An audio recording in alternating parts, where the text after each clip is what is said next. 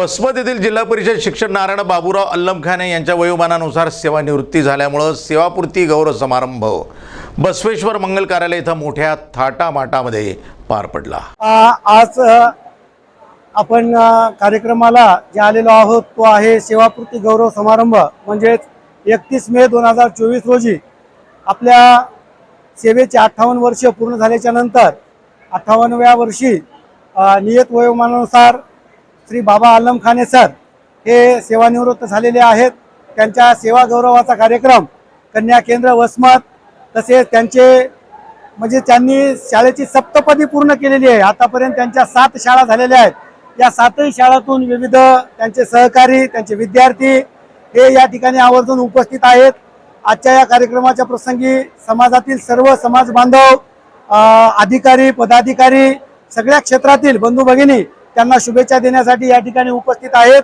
एवढंच नव्हे तर त्यांचे सगळे क्लासमेट जे की क्लास 1 अधिकाऱ्यापासून ते व्यापारी वर्गापर्यंत यामध्ये शिवदाजी बोडेवार साहेब असतील, चंद्रकांत गुडेवार साहेब असतील, तसेच आडलिंगे साहेब असतील, त्यानंतर GST ऑफिसर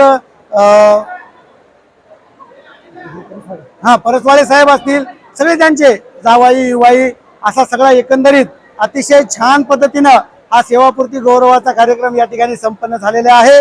त्यांना उर्वरित पुढच्या आयुष्यासाठी सेकंड इव्हनिंगसाठी आपण सगळेजण मनपूर्वक शुभेच्छा देऊयात आणि बाबा अल्लमखाने सरांचं हे आयुष्य हे आरोग्यदायी आरोग्यमय संपन्न तसेच समाजासाठी हितकारणी लागो अशी सदिच्छा बाळगूयात। थोडे बोलून मी या ठिकाणी थांबतो। आज या ठिकाणी माझा सत्कार कन्या शाळा वसमत यांच्यातर्फे झालेला आहे। त्यांचे मी फार फार आभार मानतो। तर माझी जी सेवा आहे ही सेवा 31 वर्ष 10 महिने झालेली आहे आणि 7 शाळेमध्ये काम केलं आणि अतिशय चांगल्या रीतीनं आम्ही काम केलेलं आहे। चांगले सहकारी लाभले त्यांचं सहकार्य लाभलं आणि म्हणून आम्ही चांगल्या रीतीनं काम करू शकलो।